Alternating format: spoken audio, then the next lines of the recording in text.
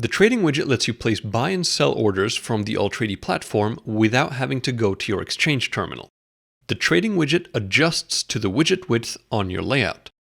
If the widget is narrow, you will have to switch between buy and sell sides by clicking at the top of the widget. But if there is enough space, you will see both buy and sell sides at the same time.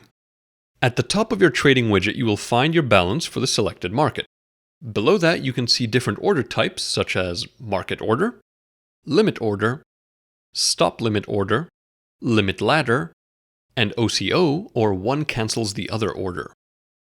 Please note that some order types may not be available on some exchanges. The fields below are different for each trading type, but most of them have price. You can enter it manually, select from bid, ask, or last price on the market, or pick the price from the chart by clicking the crosshair icon and then picking the price on the chart. Spend or sell, the amount of coins you are going to spend to receive the other coin. You can enter the amount manually or set any percentage of your total coins amount.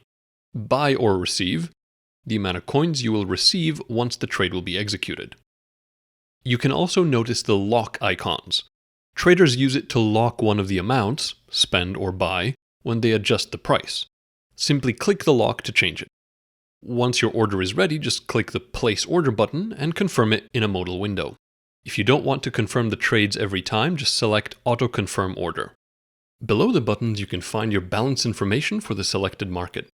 You can see how many coins you have available, how many coins are reserved in open orders, and the total amount with USD estimation.